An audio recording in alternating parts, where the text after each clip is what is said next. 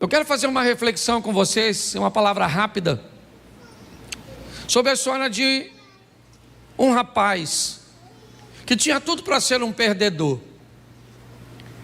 Ele caminhou num ambiente muito hostil. A vida dele não foi uma vida das mais agradáveis. Ele sempre travou grandes embates para se tornar quem se tornou.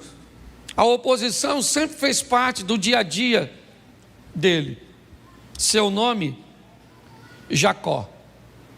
Eu quero fazer uma reflexão porque talvez nós precisemos nos agarrar a esses exemplos de oposições, cujos quais nós necessitamos de alcançarmos vitórias, de subjugarmos essas adversidades. E eu queria rapidinho, coloca para mim aí na tela, por favor, Gênesis capítulo 25, verso 26. Preste atenção, eu vou usar só alguns textos, vou comentar pouco. Depois saiu o seu irmão, agarrado a sua mão ao calcanhar de Esaú. Por isso se chamou o seu nome Jacó. E era Isaque da idade de 60 anos quando os gerou. Preste atenção, porque aqui está o nascimento desse menino. Ele é gêmeo com seu irmão Esaú, os dois. A diferença deles, provavelmente, alguns segundos ou minutos. O texto diz que quando Esaú está saindo, a parteira nota uma mão presa ao pé do menino. Talvez porque, se nós fôssemos olhar, não estivesse se esperando duas crianças naquela gestação. Mas eu queria que você entendesse o que vai acontecer com esse rapaz. Quando alguém vê a mão dele ao calcanhar do seu irmão, eu não sei que mente insana acha que esse bebê está querendo suplantar, está querendo tomar o lugar de seu irmão. Eu fico pensando comigo, quem é que disse que esse garoto estava querendo nascer primeiro, estava querendo levar alguma vantagem sobre seu irmão? Mas foi isso que me parece que observaram quando este menino nasce. Quem é este menino? Este é um menino que quer o lugar dos outros. Quem é este menino? Esse é um menino suplantador. Quando Jacó nasce, sobre ele coloca-se um nome que não é dos mais agradáveis. Tanto não é, e tanto não gostava deste nome, que Deus, sabendo disso, muda este nome mais à frente. Mas ele já tem que viver com esse trauma. Por quê? Vamos brincar, Jacó, cuidado com Jacó, que em Jacó não dá para confiar. O nome dele é Jacó, não é à toa. Vamos imaginar em como este menino teve que sobreviver sua infância, mediante a este rótulo que colocaram sobre ele. E pior, ele é gêmeo de um irmão que não é muito parecido com ele. O corpo de seu irmão se desenvolve um pouco mais. Seu irmão é peludo, é perito em caça. E o texto também diz que Isaque gostava mais de Esaú do que de Jacó. Se já não bastasse ser visto como um enganador, se não bastasse sofrer todos esses preconceitos, ele ainda tem que lidar com um dos maiores traumas que nós ouvimos hoje na sociedade. Eu não sou especialista na área, mas todo problema hoje que eu vejo numa pessoa, alguém diz que é problema com o pai. O menino é bandido, é com o pai. A menina é isso, é com o pai. Me parece que o pai carrega uma carga, e eu não estou aqui para dizer se é ou não é. Eu só sei que se fosse, esse garoto precisaria vencer. Porque a Bíblia faz questão que o caçador da casa, o forte da casa, o provedor da casa é Jacó, é Esaú. Então o pai prefere este menino, tem a preferência por ele. Muito bem, o tempo passa. Me parece que Jacó quer conseguir alguma coisa, não para mostrar para os outros em si, mas talvez para si mesmo. E ele tenta comprar uma primogenitura. Eu já tentei, quando fui a Israel, descobrir que tipo de negócio era esse, mas nenhum guia soube me explicar. Hoje eu almocei com um guia que me guia no Egito. Ele está no Brasil, eu trouxe ele aqui, foi no churrasco, no aniversário do Diogo, e eu fiquei conversando com ele, sei lá, umas 3 ou 4 horas, e surgiu também esse assunto que eu queria saber, ele que está tão próximo, e essa palavra já ardia no meu coração, mas ele não conseguiu também me explicar. Me parece um entendimento que eu consegui ver, é que é algo tão subjetivo como a primogenitura, uma bênção que viria no final da vida do pai. Jacó deseja obtê-la, porque ele se interessa por isso. Se é algo que ninguém vai ver, por que é que ele quer essa bênção da primogenitura? O que é isso? Quando é que ela vai acontecer? Eu queria lembrar você que seu irmão Esaú está com uma fome tão grande. O que ele quer é um resultado imediato, que o imediatismo de Esaú dá lugar, se eu posso chamar assim, um empreendedorismo. A capacidade de Jacó de se adiantar, de olhar para o futuro e ver alguma coisa numa bênção que ele não poderia contar para ninguém que comprou, que seu irmão não diria a ninguém que vendeu. Mas me parece que esse menino queria ser alguém, pelo menos para ele, olhar para seu irmão e dizer em algum momento, numa briguinha, numa discussão, num momento de indiferenças, e ele poder dizer: mas também o primogênito agora sou eu, porque você me vendeu. Essa informação não poderia vazar, até porque eu não sei nem se isso teria valor perante seus pais. Mas o tempo passou, e aquele menino vai se deparar com a oportunidade de ter a bênção sobre si. Ele engana seu pai, é verdade, e me parece que talvez o rótulo que colocaram sobre ele acaba vindo à tona em algum momento, porque às vezes o que pessoas dizem a nosso respeito começam a aflorar na nossa vida.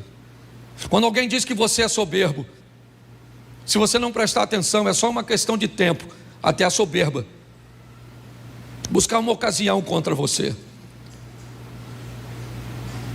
Quando alguém te rotula, você tem que ter muito cuidado para que esse rótulo de alguma forma não recaia sobre o seu comportamento. Está agora ele aceitando a pressão de sua mãe para enganar seu pai. Finalmente o Jacó ele aflora. Ele diz para a mãe: eu estou com medo, papai pode me amaldiçoar. Sua mãe, o interpela, o estimula a enganar o pai, mas ele tinha todo o direito de dizer: eu não quero fazer isso. Mas ele levaria finalmente alguma vantagem. É a oportunidade de ele ter alguma coisa, dele ser alguém. E às custas de quê? Jacó consegue a bênção da roupa de seus irmãos, de seu irmão. O pai não o abençoou. Não. Jacó sabia disso. Isaac só disse o que disse para Jacó porque pensou que ele era Esaú. É mentira aquilo que aconteceu. Ele recebeu a bênção, é verdade que recebeu, mas ela não era dele. Ele não tinha direito àquilo.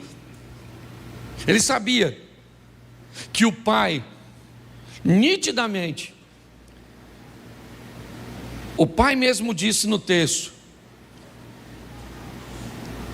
ele se parece com Jacó,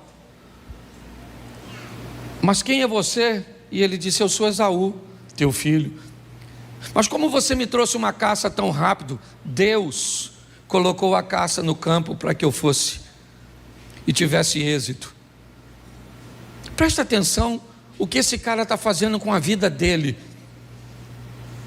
Pastor, por que é que a Bíblia mostra erros como a bebedeira do Noé, como a negligência do Adão, como o medo e a insegurança do Abraão,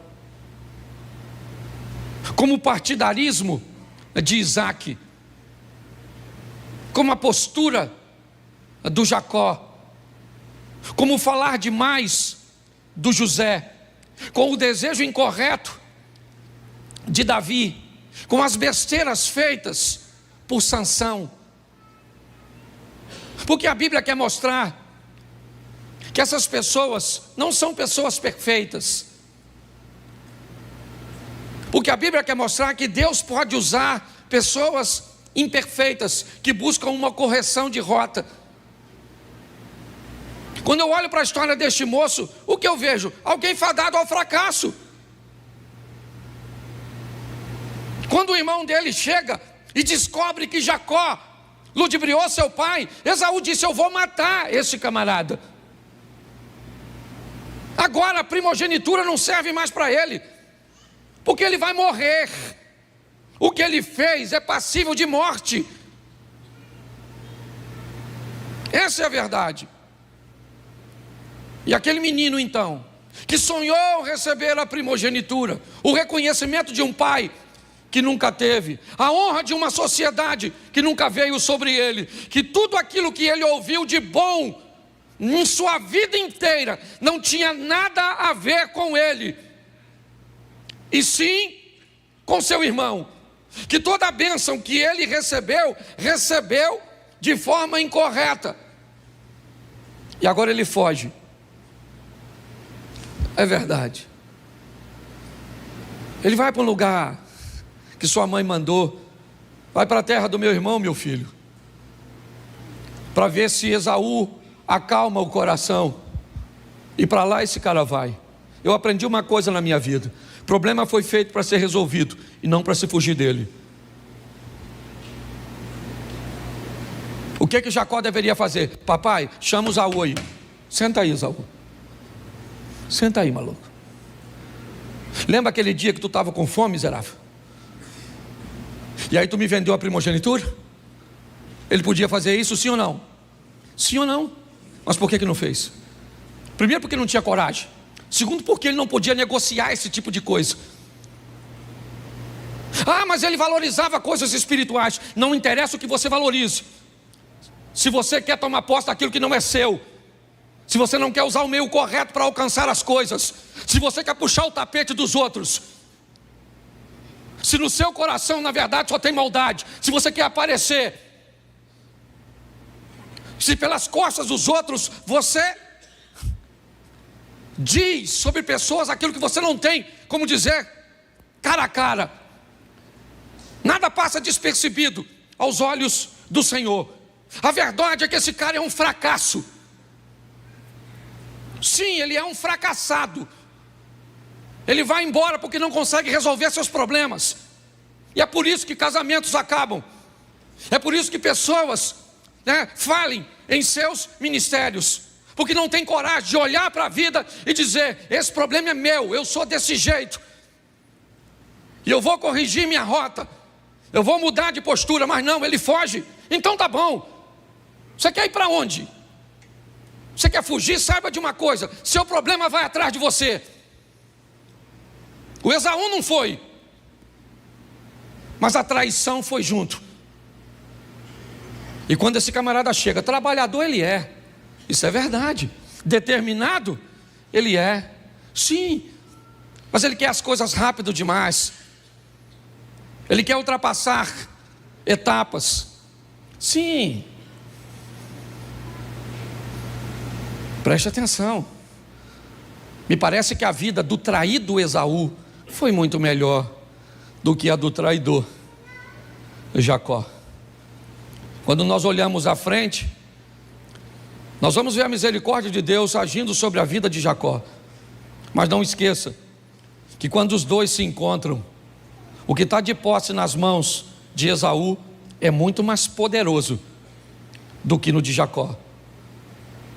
Quando nós olhamos esses dois irmãos se encontrando lá na frente, depois de tudo isso, vamos ver que Esaú poderia dizimar a casa de Jacó. E por que não fez? Eu vou te mostrar. Na casa do sogro, Jacó é enganado por seu sogro. Muda o salário dele 10 vezes para baixo.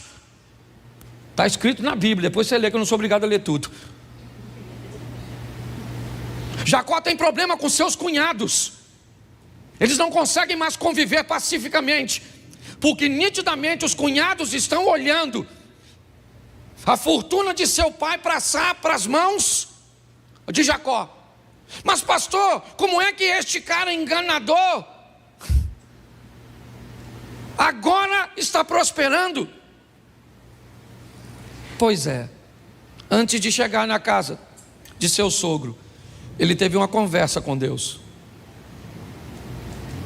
Uma conversa onde ele desistiu de ser quem era, para se tornar uma nova pessoa. Uma conversa de fidelidade, é verdade, que a princípio é apenas financeira. Jacó não tem dinheiro, está chegando, então ele está dizendo: Senhor, se o Senhor for comigo nessa empreitada, de tal maneira que eu volte em paz para a casa de meus pais. Na oração desse cara com Deus, ele diz: eu quero ganhar dinheiro e prosperar aqui, mas um dia eu quero voltar para casa, para encontrar com meu irmão e dizer para ele: eu me arrependo, me perdoa. Olha só, é a oração dele no caminho.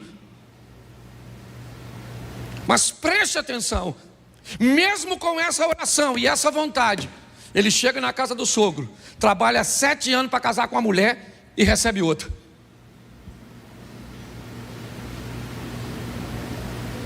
O sogro faz uma proposta para ele, sensacional: apacenta meus rebanhos, e eu te dou tudo aquilo que for salpicado e malhado como salário. Mas o texto diz que dias antes dessa proposta, Labão já tinha pego todos os salpicados e malhados e tinha separado longe do rebanho, e só tinha animal liso, e liso com liso. Pois o texto diz que o tal do Jacó, enganador, levava o rebanho para tomar água e colocava as varinhas de álamo, uma varinha sem casca e a outra com casca, ou seja, tudo listadinho dentro d'água. Eu não sei se isso é o suficiente para fazer com que o animal venha parir, certo? Talvez venha até daí, aquela cultura antiga que dizia que se uma mulher ficasse olhando muito para um troço, o filho nascia com a cara do troço. Eu não sei se essa cultura vem daí. Eu só sei de uma coisa: eu não acredito nisso. Eu acredito que Deus fazia o cara prosperar, porque ele resolveu ser fiel, então ele começa a prosperar, sim ou não? Isso, prospera tanto, o problema é tanto, ele tem dificuldade de lidar com seus cunhados, a situação está difícil, não consegue falar com o sogro está todo mundo de cara feia para ele, porque ele está prosperando, ele está prosperando, ele está prosperando. O sogro diz: agora meu filho, só o picado de maiado é meu, o liso é seu. Ele foi lá, arrancou as varas, pronto, nascia liso. Depois você vai ler. Até que um dia Labão faz uma viagem, Jacó chama suas esposas e diz: vamos embora minha filha, vamos embora daqui enquanto seu pai está viajando. Mas agora no caminho, ele vai ter um encontro sensacional com seu irmão. Eu queria que colocasse para mim, por favor, esse texto aqui, Gênesis 33, 1. Preste atenção. Levantou Jacó os olhos e olhou, e eis que vinha Esaú, e o quê? E esse cara vem com o quê? 400 homens com ele. vem a comitiva do Esaú. Ele era um homem forte, ele era um caçador, e ele traz consigo 400 homens na direção do Jacó, que segundo o próprio Jacó,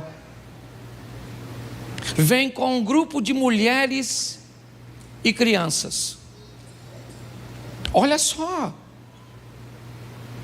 o irmão desse cara, que ele roubou a primogenitura, ele vem na direção dele com 400 homens, e o Jacó, o próspero, o cheio de rebanho, aquele que prosperou, ele traz consigo algumas mulheres, crianças e alguns animais. Mas pastor, o que acontece antes disso? Eu acho que vale a pena olhar um pouquinho atrás. O Jacó que era rico, o Jacó que era próspero, que mudou sua vida financeira, ele ainda tem um problema nas suas orações. Ele queria fazer tudo isso, mas o sonho dele era um dia encontrar com seu passado e resolver sua pendência com seu irmão. Então agora já avisaram ele, seu irmão está vindo. Ele passa todo mundo e fica no Val de Jaboque, onde ele tem um contato com um anjo. E ele segura o anjo, e o anjo disse: me libera. E ele diz: eu só te libero se você me abençoar. Pô, meu irmão, que benção, o cara é ricaço. Que benção que esse cara quer. O que ele quer? Filho? Ele tem aos montes. O que ele quer? Dinheiro? Ele tem aos montes. Esposa? Ele tem 2 e mais 2 concubinas. O que ele quer? Gado? Não. Que bênção é essa que esse cara continua orando? O que é que ele quer? O anjo disse: como é que é seu nome, cara? Me parece estranho um anjo não saber o nome de uma pessoa, um ser angelical. Será que ele não conhecia Jacó? Ele é nada mais, nada menos que neto de Abraão. Que anjo desinformado é esse que aborda Jacó e diz como é que é seu nome?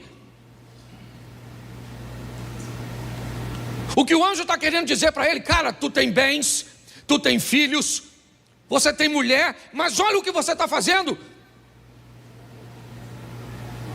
Fugindo de tudo.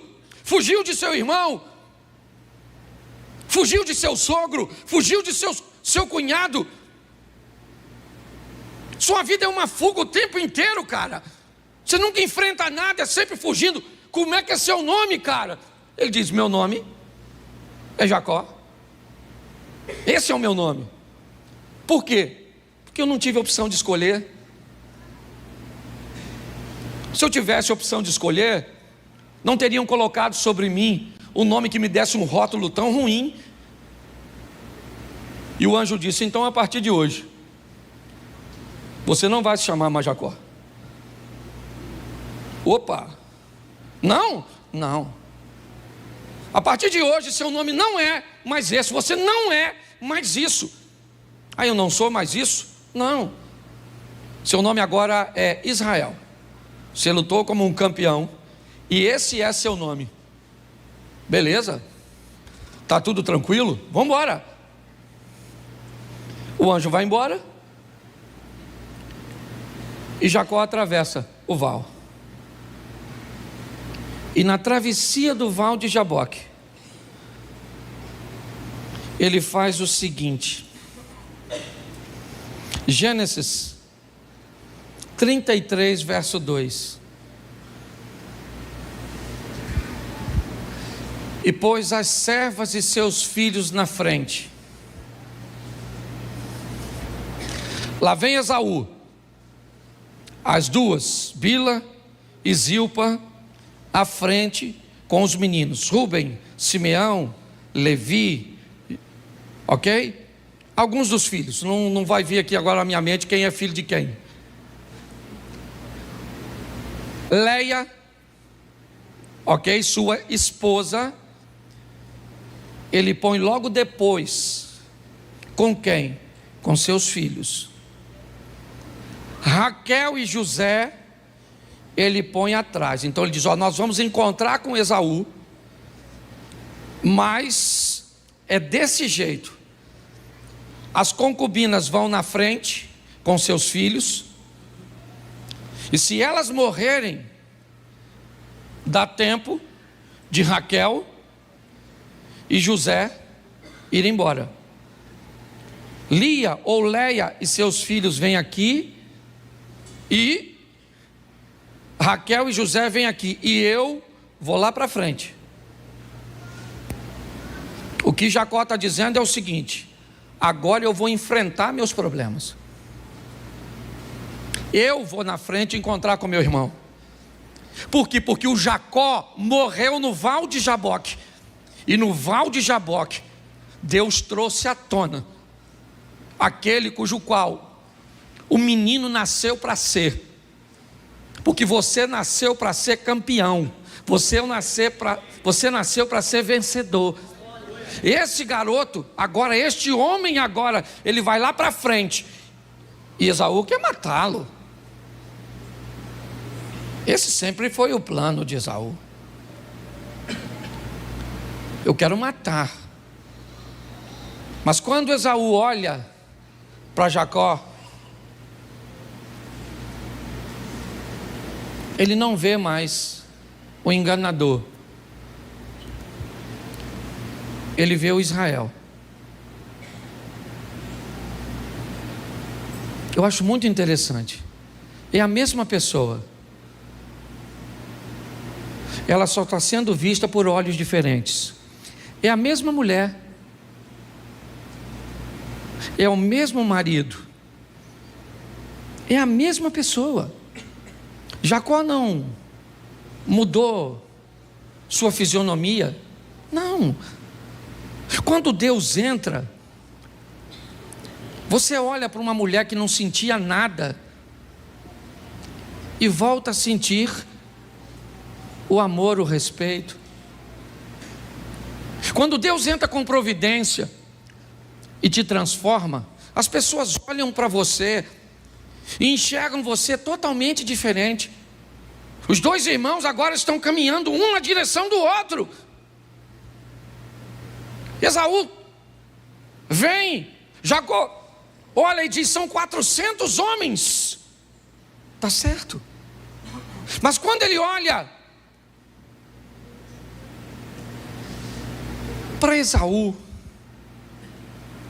quando Esaú olha para Jacó, o coração dos dois se move. Eles se abraçam. Jacó disse: tudo que eu tenho é seu, cara. Eu sou teu servo. Esaú disse: eu não estou precisando de nada disso, cara. Minha intenção não era vir aqui pegar nada seu. Minha intenção era vir aqui e tirar a sua vida. O que eu queria era te matar, até te ver, ou até ver o que Deus fez na sua vida, como Ele transformou você. Preste atenção nisso. Eles começam a conversar, mas para mim, o momento mais importante desse texto é o capítulo 33, o verso 12. Escute isso. E disse, quem disse aqui é Esaú, ok? Caminhemos e andemos, e eu partirei adiante de ti. Vamos juntos, Jacó. É o que disse Esaú. Mas preste atenção no que disse Jacó. Porém, ele lhe disse: meu senhor, sabe que esses filhos são tenros, e que comigo tem ovelhas e vacas de leite, e se as fadigar somente um dia, todo o rebanho morrerá. Ora, passe o meu senhor adiante da face do seu servo, e eu irei como um guia, pouco a pouco, conforme o passo do gado que está diante da minha face, e conforme o passo dos meninos até que eu chegue a meu senhor em Seir. Vai. E Esaú disse: deixarei logo contigo desta gente que está comigo. E ele disse: para que isso? Basta que eu ache graça aos olhos de meu senhor. Assim tornou Esaú aquele dia pelo caminho, a Seir, Jacó, porém, partiu para Sucote, edificou para si uma casa, fez cabanas para o seu gado, e por isso chamou o nome daquele lugar Sucote. Preste atenção. Aparentemente está tudo resolvido. Esaú disse: vamos juntos. Jacó disse: não vai rolar. Você tem com você 400 homens.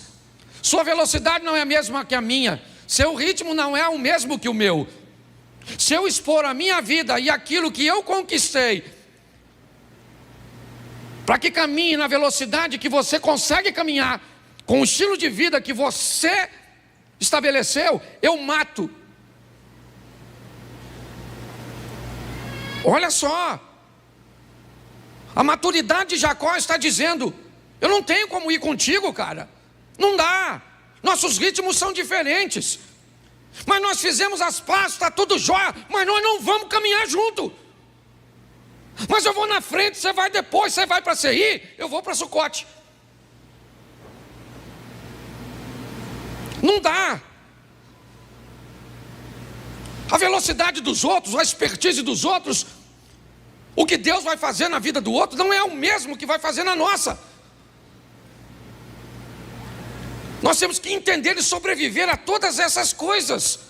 Os traumas, como ele sobreviveu na infância, as provocações, as brincadeiras, aquilo que nós, porque eu não sei se você é da época do cabeção, orelhão, dumbo, cabelo de fogo, baleia. Quem é dessa época? Levanta a mão por gentileza. Sobreviveu a tudo isso. Hoje você não pode chamar uma criança. Cabeção, processar você. Pare e pense. Os traumas, tá bom, querido, todo mundo tem trauma. Conversa com um montão de gente aqui. É o pai que abandonou, o outro que bateu, o outro que traiu, o outro que machucou, o outro que fez. É isso? Você quer falar dos seus traumas? Todo mundo aqui tem trauma. Tem gente aqui que não... mas eu perdi meu pai cedo. Tem gente que não sabe nem quem é o pai. Mas eu fui traído e o outro nem casou para ser. Que nem um par para trair conseguiu. De tão ruim que é. Ruim a vida, não a pessoa. Tá bom? Não estou chamando ninguém de ruim, não.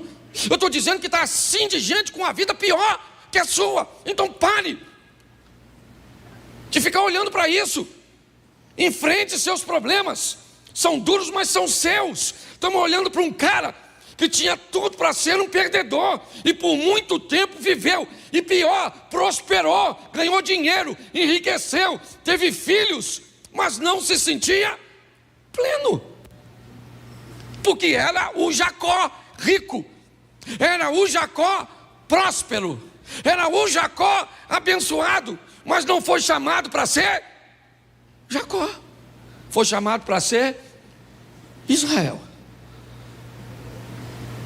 Mas no momento em que teve um encontro com Deus, cheio da grana,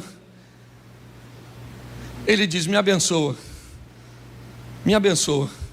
E o anjo, sabendo que tipo de bênção ele falava, não tinha nada a ver com coisas materiais, diz: então vamos mudar de vida, cara, vamos deixar o Jacó para trás, vamos embora, vamos se tornar Israel. É importante você saber que mesmo depois de se chamar Israel, ainda o chamavam de Jacó. Se você continuar lendo o texto, o anjo mudou o nome dele, sim ou não? Sim ou não? Mas daquele texto em diante, todos o chamavam de Israel? Todos o chamavam de? Sim ou não? Mas ele não tinha mais problema com isso. Porque agora para ele chamavam ele de algo que ele sabia que não era. Agora a vida desse cara foi para frente. Agora a vida dele rompeu. A mensagem que eu tenho para vocês hoje é: viva na terra, na dependência dos céus. Não tenha medo de quem governa. Quem está governando? Quem é? Quem está governando é Labão? Então tá bom, meu irmão, eu vou prosperar no ambiente onde o cara está defasando o meu salário. Quem está no comando? Quem está no comando é Nabucodonosor, o rei da Babilônia. Pois é, eu sou Daniel e sirvo ao rei dos reis. Quem está governando é Ciro, o rei da Pérsia. Pois é, eu continuo sendo Daniel, filho e parceiro do rei dos reis. É assim que a vida funciona. Nós temos que vencer as adversidades. Elas não são poucas, nem para Jacó, nem para mim, nem para você. Se você quer enaltecer seus obstáculos, fique à vontade. Você quer dizer que a vida é muito difícil para você? É assim? Você quer olhar e medir sua vida pela dos outros? Faça. Jacó nunca precisou, nunca. Eu não sei porque Rebeca fez essa loucura. Não sei onde ela estava com a cabeça, certo? Deus já tinha dito para ela que o maior serviria o menor. Mas ela o fez. Eu não sei de onde você está vindo, eu sei de onde eu vim. Eu sei o que eu tenho que vencer todos os dias. Eu sei o que eu tenho que escutar todos os dias. A Bíblia diz que a palavra de Deus é apta para discernir o que está no coração das pessoas. Se você sabe o que é isso, você sabe que às vezes a palavra de Deus já falou com você a respeito de pessoas que estão perto de você e o que elas querem quando estão perto de você e como Deus manda você se comportar. Mas e aí? O que nós vamos fazer? Nós vamos desistir? Nós vamos jogar a toalha? Então saiba de uma coisa: as urnas não definem sua vida. O que vai acontecer na política não define o que acontece dentro dessa igreja, porque a nossa vida é governada pelo Senhor. Que nós possamos entender isso. Então, independente do desfecho dessa história, certo? Nós vamos continuar servindo a Deus. E saiba de uma coisa: principalmente se vier sobre a igreja tempos mais difíceis, viveremos os melhores tempos da igreja, porque é assim que funciona. Se vierem tempos fáceis, vamos crescer bastante, sim ou não? Sim. Mas se vier tempos difíceis, vamos crescer mais do que nos fáceis. Saia daqui e acredite nisso. Eu quero fazer uma reflexão rápida com vocês. Tem uma história que eu gosto muito, e ela diz que num bairro dos Estados Unidos, um indivíduo mudou para uma grande chácara, e ao lado da casa dele, o homem tinha uma grande propriedade. E ele viu aquele quintal vazio, e ele gostava muito de plantas. E ele notou que algumas semanas depois, o homem, ou seu vizinho dessa grande propriedade, ele cavou algumas covas e começou a colocar algumas mudas. Mas o vizinho notou que ele colocava pouca água nessas mudas. Ele não aguava com tanta frequência. E o vizinho então começou a ficar preocupado com a integridade daquelas plantas e a possibilidade delas morrerem. Ele aguava, mas não com a frequência que o seu vizinho esperava e que olhava da sacada. Por muitas vezes ele viu as folhas daquelas mudas murchando, e sempre o vizinho colocava pouca água. Um tempo depois, essas mudas se estabeleceram. Não era aquilo que o vizinho esperava olhando para a casa de seu próximo, Mas algo muito mais esquisito começou a aparecer. Volta e meia, aquele homem aparecia no quintal, com um chumaço de jornal bem grosso, e fazia questão de passar por todas as mudas, sempre dando algumas pancadinhas nas mudas. O homem nunca tinha visto aquilo, e era algo que soava para ele muito estranho. Durante um bom tempo ele viu seu vizinho dando pancadas naquelas pequenas mudas que ainda não estavam tão encorpadas. Um ano depois, a empresa deste homem o transferiu para uma cidade bem ao norte dos Estados Unidos. E depois de 20 anos, ele volta à sua cidade e tem a curiosidade de ver a casa onde morava. Aquela semana um furacão havia passado por lá e alguns estragos tinham acontecido.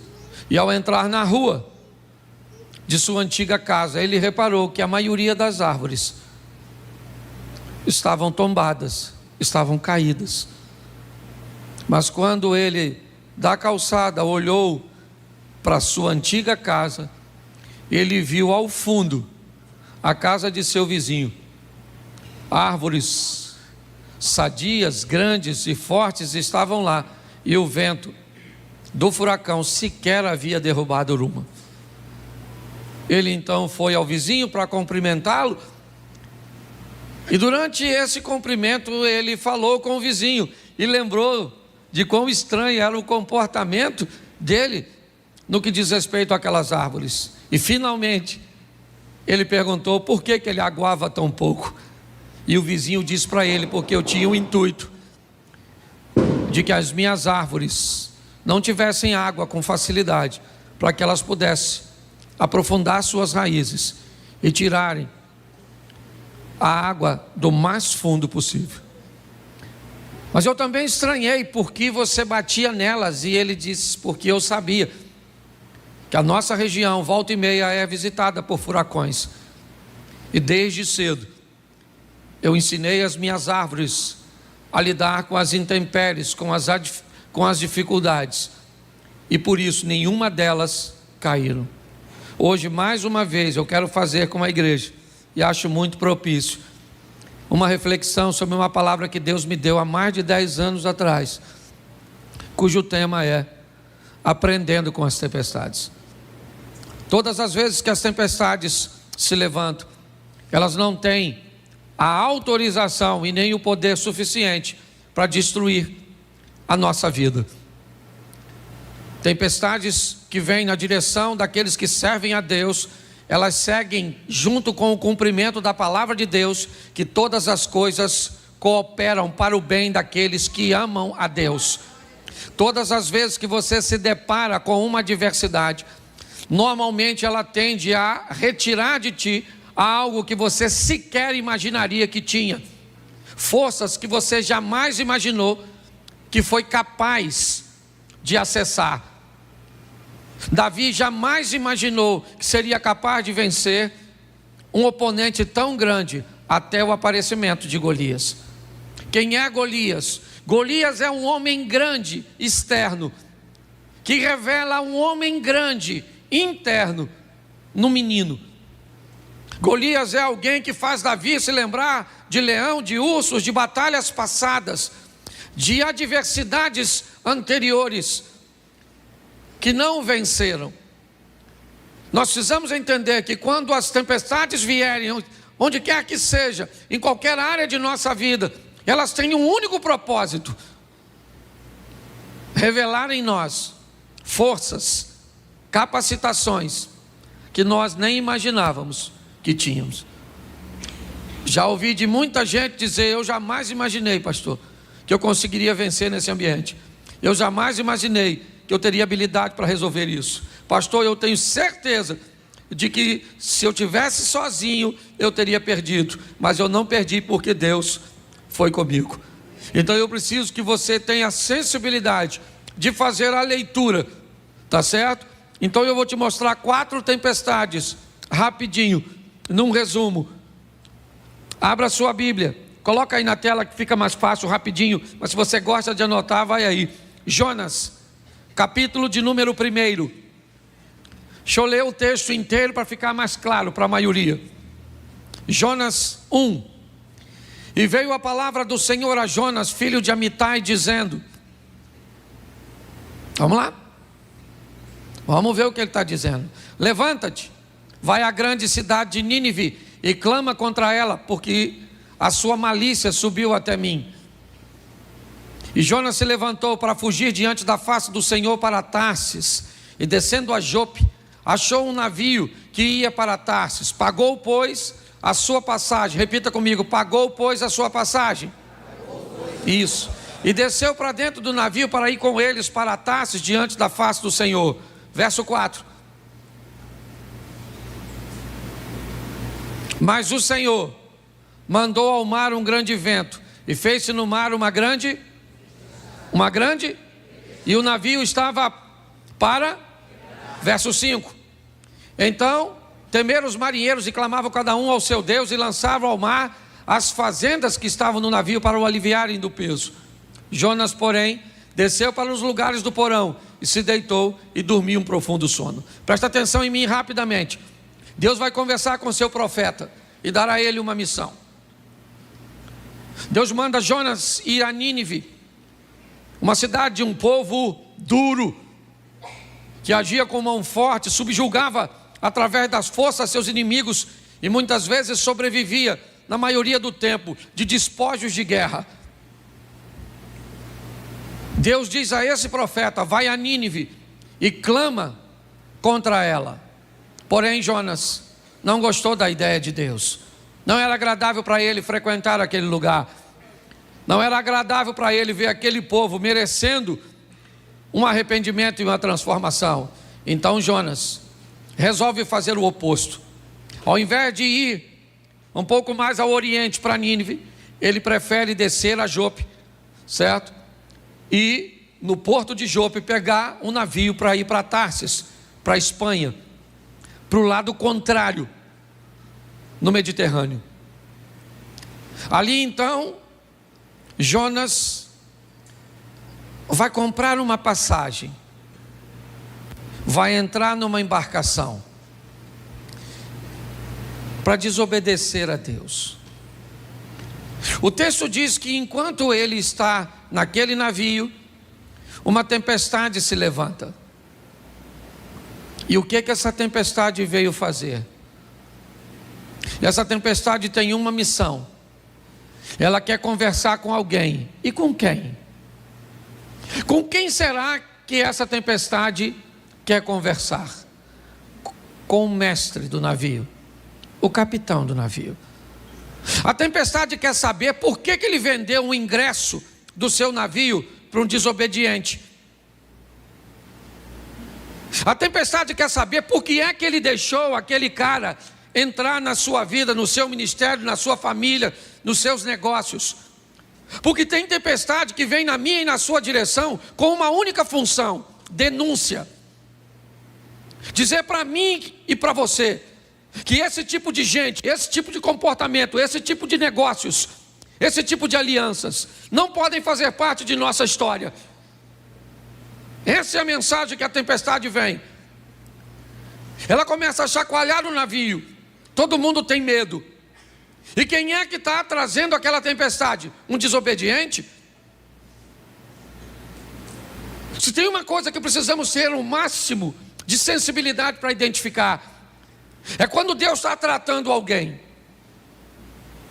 Quando alguém estiver sofrendo, por favor, antes de se meter no sofrimento dos outros, descubra que tem alguém que ama mais essa pessoa do que você. E esse alguém é Deus. Antes de ajudar alguém, pergunte a Deus se é para você fazê-lo. Porque quando você se mete na vida de alguém que Deus quer tratar defendendo a pessoa, você vira o capitão do navio. Ah, o cara quer me desobedecer? Quer, vou entrar no capitão. Deus falou: vou afundar. O capitão desobedeceu a Deus, sim ou não? Sim ou não?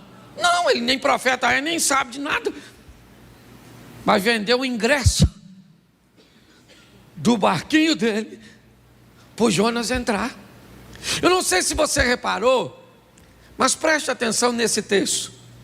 Temeram os marinheiros e clamava cada um ao seu, e fazia o quê? O que eles faziam? Lê para mim.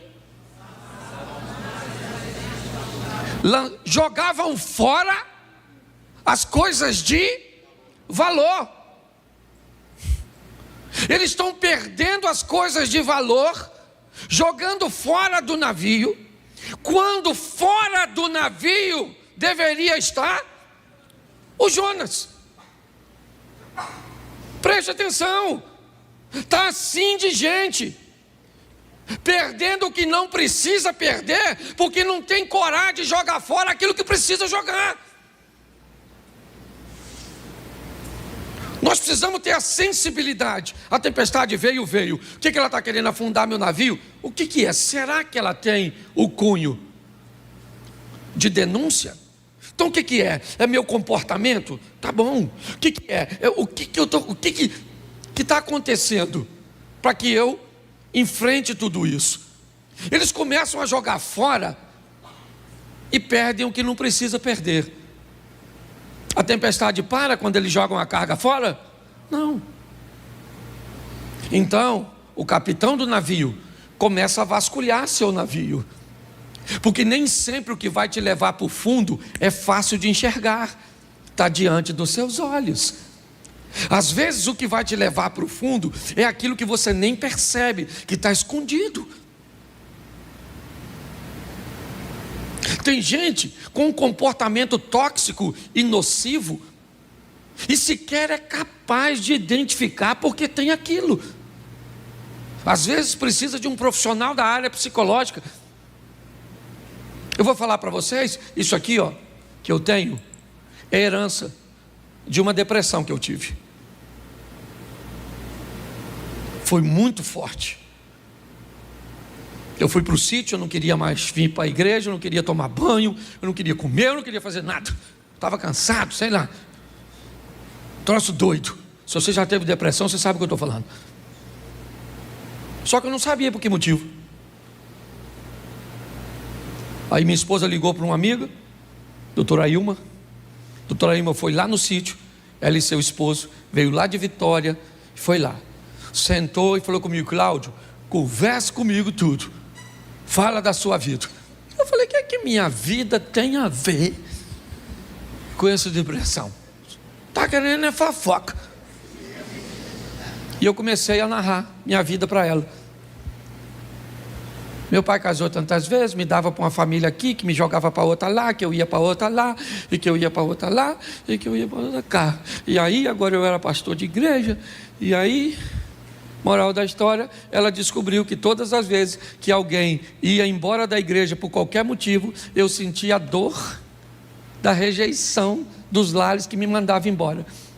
Agora você pensa só, se eu não ia morrer com uma igreja que todo dia sai gente, chega gente, sai gente, chega gente, sai gente. Eu não sentia dor nenhuma porque quem chegava, só sentia dor porque quem ia. Quando eu identifiquei o miserável do Jonas, aliás, nem fui eu, fui ela. Quando ela falou: Cláudio, você não... Aí o que você faz? Eu falei: o quê? Eu tenho prazer de construir. Ela falou: e o que você sente depois que constrói? Vontade nenhuma de entrar no lugar onde eu construí. Olha que loucura. Aí ela me disse: sabe o que é isso, Cláudio? Você só constrói para mandar uma informação para você mesmo, que ninguém nunca mais te manda embora daquilo que é seu. Mas é só você terminar de construir que você não quer entrar e você vai construir outra coisa. Menino, pensa numa cura instantânea. Eu falei: é isso? Ah, então tá bom. Me deu algumas ferramentazinhas e eu fiquei bom. Porque se você não sabe o que te leva para o fundo, às vezes é aquela mágoa, aquele ressentimento, aquela decepção. Lá em 1945, assim que a guerra acabou, e você guarda isso dentro de você. Você conhece alguém assim?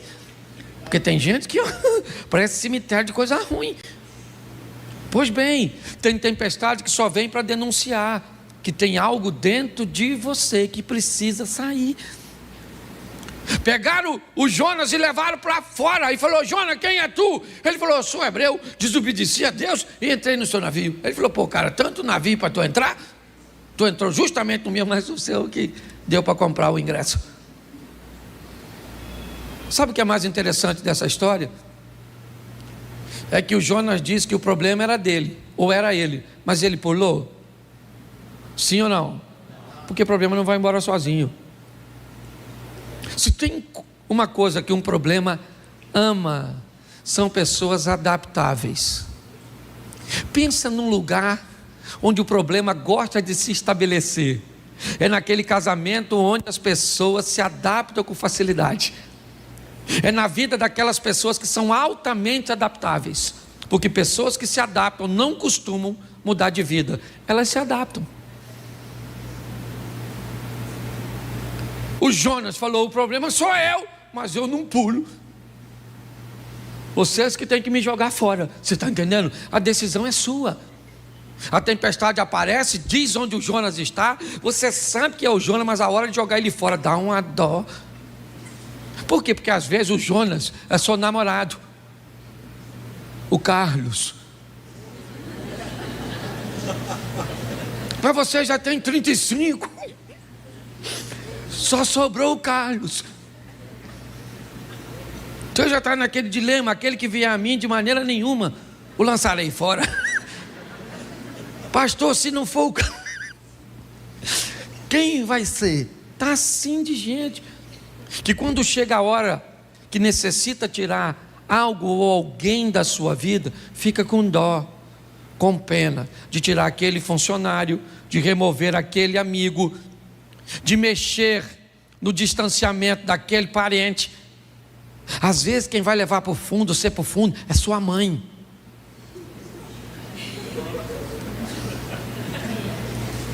Tem uma mãe que é âncora. Se você ver a cara de algumas pessoas, achou, seu Jonas, né? É porque às vezes é a velha que vai acabar com o seu casamento. E ela não tem nem má intenção, não. Ela é só um instrumento do inimigo, que nem trabalha full time, às vezes é freelance. Entendeu? É um servicinho de motoboy ou de sogra boy. Você consegue entender?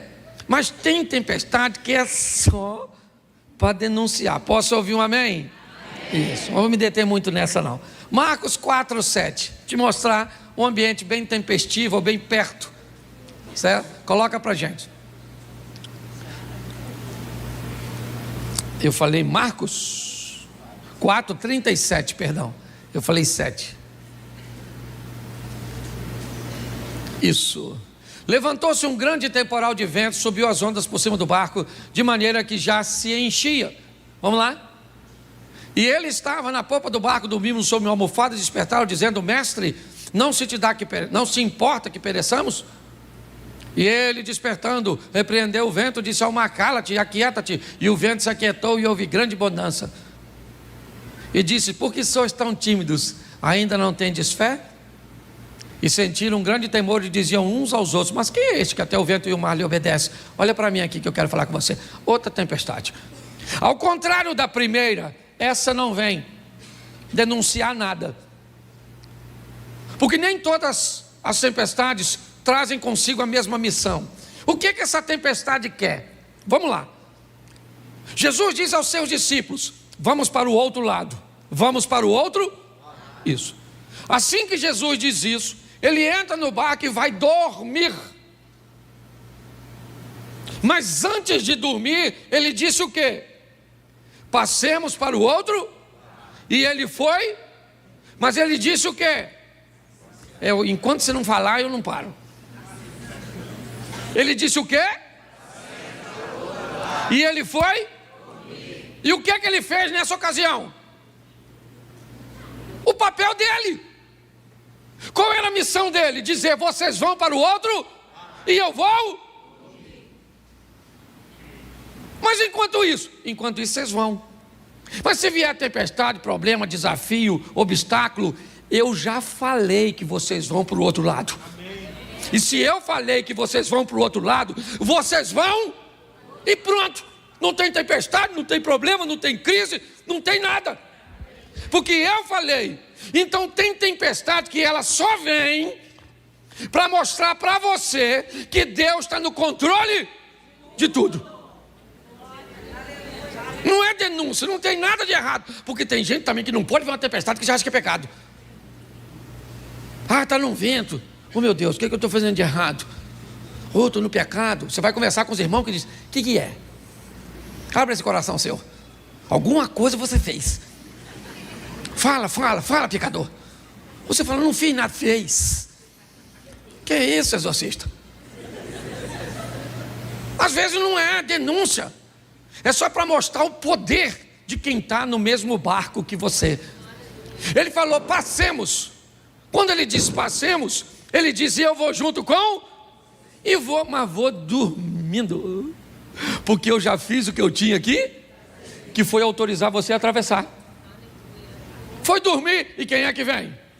A tempestade. Porque se tem uma coisa que para crente é com fartura, é tempestade. Não tem miséria, todo dia entra uma. Antes de uma ir embora, você já está vendo outra. É ou não é? E Jesus está dormindo, e lá vem o vento, e chacoalha. Eu imagino eles olhando para Jesus, aí, vai morrer dormindo. Essa porcaria vai afundar, hein? Pensa, o Tomé falando. Acho que vai afundar isso, hein? E o Pedro pensando, se afundar eu vou nadando. Quero ver Mateus, que é cobrador de imposto. Não sei nem se ele sabe nadar. Aquela tribulação lá dentro. E vão afundar, não vão morrer, não vão perecer. Até que alguém vai lá em Jesus e acorda. Eu não sei nem se ele estava dormindo. Falei, Jesus, todo molhado, ó. Jesus, eu imagino ele levantando, pensa.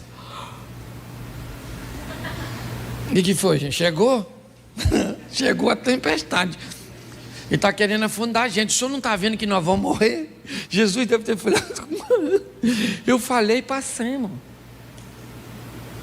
Ele olha para o vento e diz, ô vento, cala essa boca. Ô mar, fica quietinho, não quero nem marola. Agora é piscina. O vento parou de soprar, o mar ficou calmo. E os discípulos falaram, gente, quem é esse? Como que é esse? Esse é Jesus que você está andando um tempão do lado dele. E às vezes você precisa de uma tempestade para saber quem ele é. Porque sem ela, você não conhece. Tem tempestade que ela só vem para mostrar para você o poder do Deus que você... A hora que você reconhece, o problema se desfaz. Sim ou não? E vamos para outra tempestade, para não demorar muito nessa, senão fica numa tempestade só. Mateus 14, 24. Esse é um ambiente também um pouco complicado. Vamos lá. O barco já estava no meio do mar, açoitado pelas... Porque o vento era isso. Meio que uma tempestade noturna. Ela acaba atingindo o barco que Jesus está com seus discípulos. O que essa tempestade quer?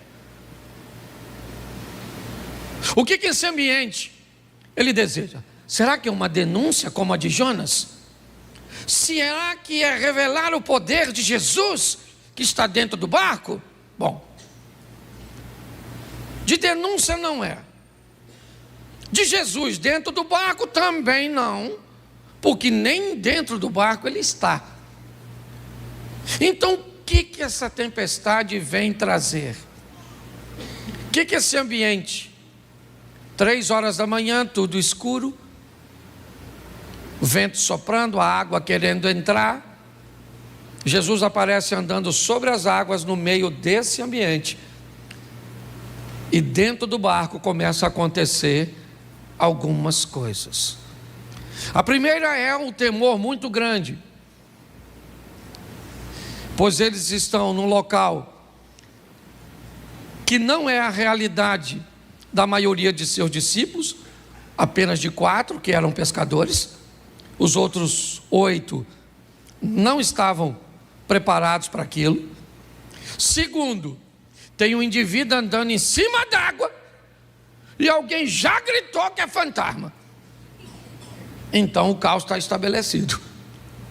Mas o que isso vem trazer? A iniciativa de alguém que está dentro do barco. Tem tempestade que acontece num grupo, mas que só vai dar a lição para uma pessoa só. Tem tempestade que vem numa família com um propósito de criar um novo estilo de vida para apenas uma pessoa. No meio daqueles 12 discípulos, se levanta Pedro e diz: eu gostaria de ir andando até onde o Senhor está. Tem alguma coisa de errado. Mas preste atenção, porque a palavra de oferta vai fazer muito significado para você agora. Qual era o local mais seguro nessa ocasião? Qual era? O barco. Se você estivesse lá, onde você ficaria? Essa é a questão.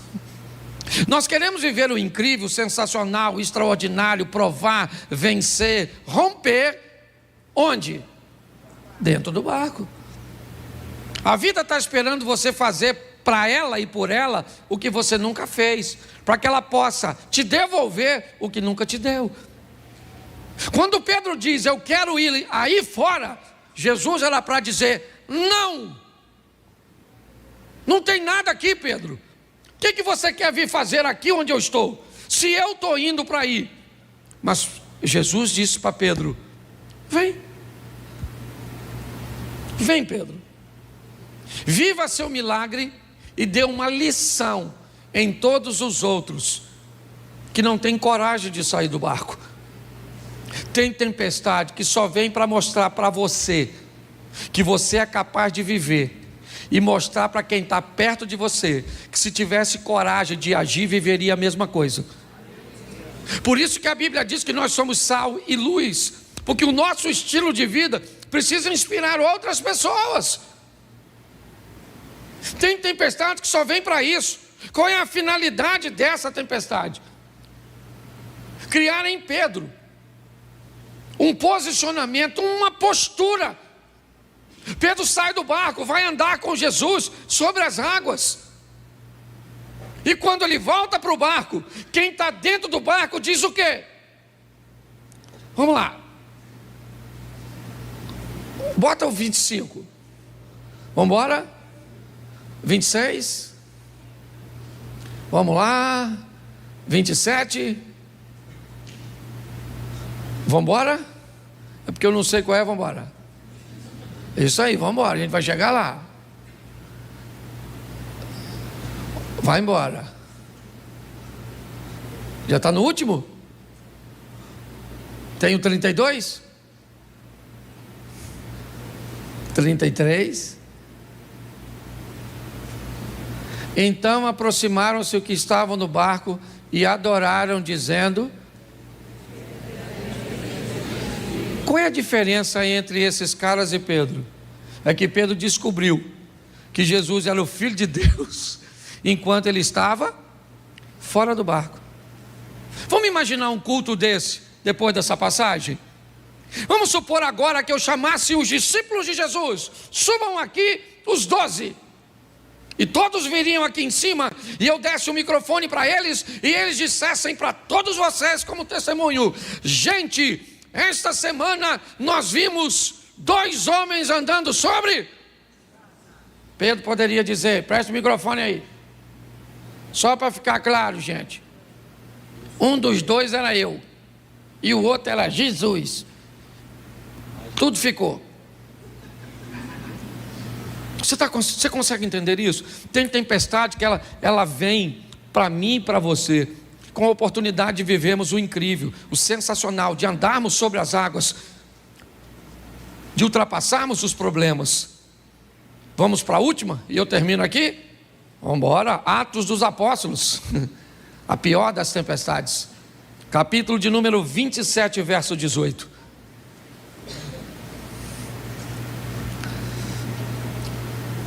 Andando nós agitados por uma veemente tempestade, no dia seguinte aliviaram o navio. Note, jogaram a carga fora.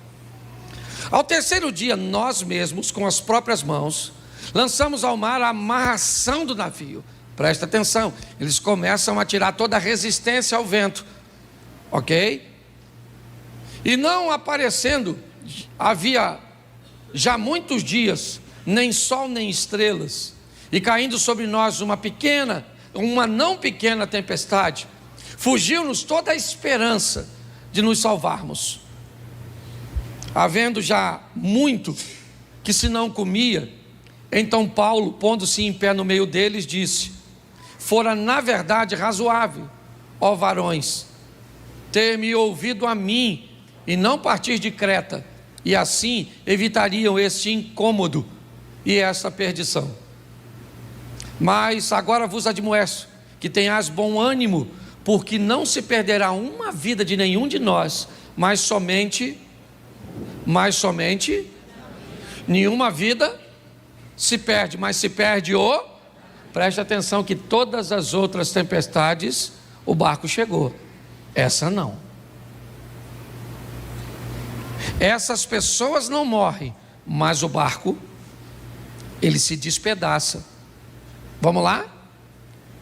Porque esta mesma noite o anjo de Deus, de quem sou e a quem sirvo, esteve comigo, dizendo: Paulo, não temas, importa que sejas apresentado a César, e eis que Deus te deu todos quantos navegam contigo.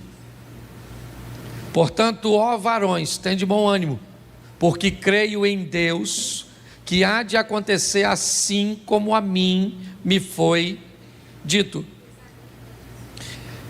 É contudo necessário irmos dar numa ilha. Vamos lá, pode colocar. Isso.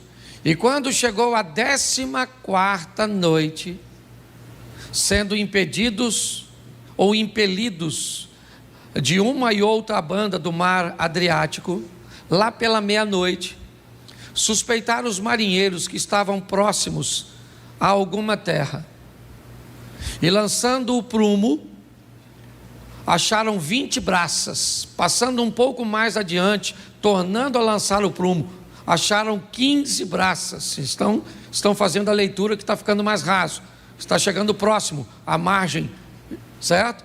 E temendo ir dar em alguns rochedos, lançaram da popa 4 âncoras, desejando que viesse o dia. Procurando, porém, os marinheiros fugir do navio, e tendo já deitado o batel ao mar, como que querendo lançar as âncoras pela proa, disse Paulo ao centurião e aos soldados: se estes não ficarem no navio, não poderei salvá-los. Então os soldados cortaram os cabos e o batel e o deixaram cair. Enquanto o dia vinha, Paulo exortava a todos que comessem alguma coisa, dizendo: é já hoje o 14º, preste atenção, 14 dias de tempestade, certo? Que esperais e permaneceis sem comer, não havendo provado nada. Vamos embora. Portanto, exorto-vos que comais alguma coisa, pois é para a vossa saúde, porque nenhum cabelo cairá da cabeça de qualquer de vós. E havendo dito isso, tomando o pão, deu graças a Deus na presença de todos, e partindo começou a comer.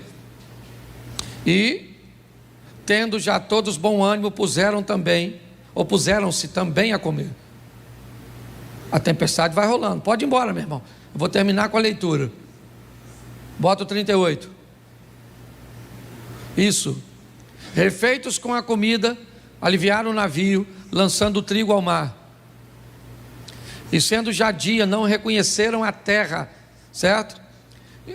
Enxergaram, porém, uma enseada que tinha uma praia, e consultaram sobre o que deveriam encalhar nela o navio.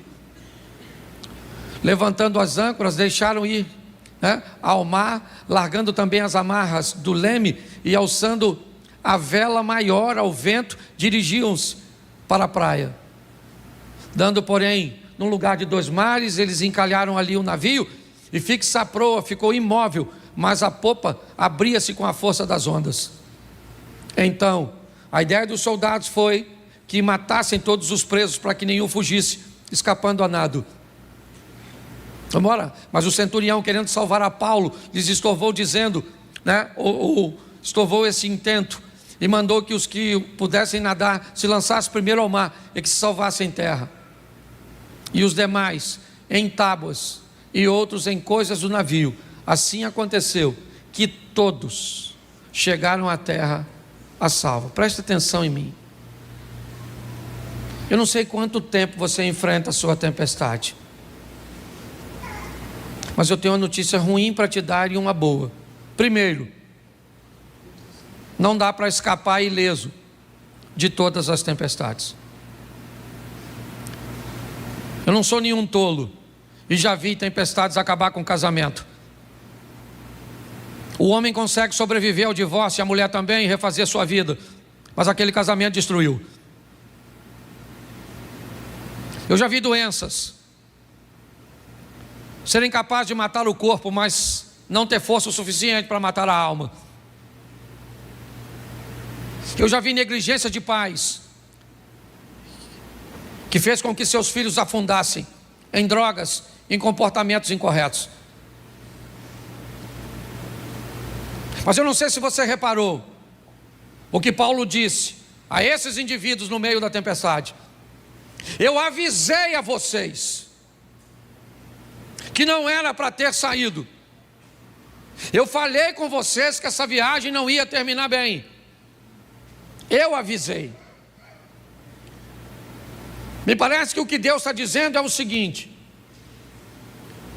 eu estou sempre buscando uma maneira de alertar vocês. Mas está aí, beleza, todos, tábuas, coisas do navio, tudo aquilo que flutuava, se tornou um ambiente onde eles pudessem se apegar. É verdade, mas o navio afundou. O navio não chegou. Infelizmente, tem tempestades, irmãos, que vai afundar seu casamento. E sabe por que vai? Porque você não escutou as orientações. Vai falir sua empresa. Vai matar seu corpo. Vai. Porque você recebeu avisos que era para cuidar da sua saúde, que era para você fazer seus exames, que era para você tomar seu remédio, que era para você mudar a sua postura com a sua esposa, era para você mudar a sua postura com seus filhos. Mas infelizmente a mensagem não foi ouvida. E o que aconteceu? O navio afundou. Eu acho que vale a pena levarmos hoje os exemplos dessas tempestades. O que ela pode fazer? Às vezes é só uma denúncia. Pegue, tire da sua vida e a tempestade passa. Às vezes é para mostrar: eu estou dentro do navio e eu disse que você vai passar, e você vai passar porque eu disse. Às vezes eu estou fora do navio e quero causar dentro do barco, certo? Dentro de você, um movimento para que você consiga ir lá fora e andar sobre as circunstâncias. E aqui vale um alerta. Por muitas vezes eu já vi meu casamento encalhado aqui e as ondas batendo, querendo despedaçá-lo. Eu já vi. Eu tenho 31 anos de casado.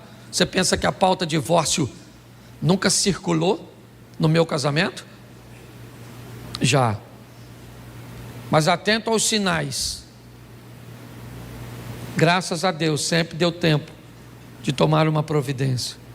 Vamos sair daqui hoje entendendo que as tempestades vêm e elas não têm o propósito de nos afundar, apenas de nos ensinar.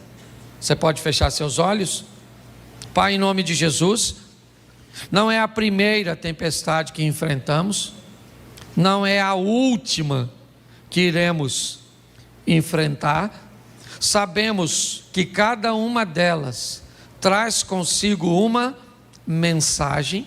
Sabemos que quanto mais rápido formos capazes de identificar a mensagem, mais rápido ela vai passar. Que nenhuma dessas tempestades cheguem ao limite de afundar a nossa embarcação.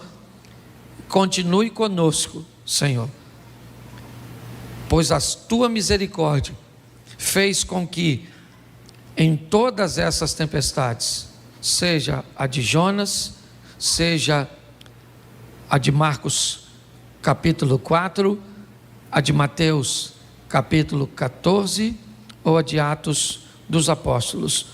Por isso continua conosco, Senhor, nos dando forças para vencermos as nossas tempestades, ou as tempestades que vêm sobre nossa vida.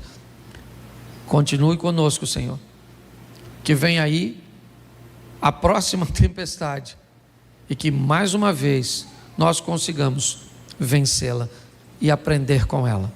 Leva-nos aos nossos lares, guardado por tuas mãos poderosas, para vivermos a melhor semana de nossas vidas. Que seja uma semana de boas notícias, que seja uma semana de bons negócios, que seja uma semana de vitória. Te damos graças por tudo, em o nome de Jesus. Você pode dizer amém? Amém. Que Deus te abençoe.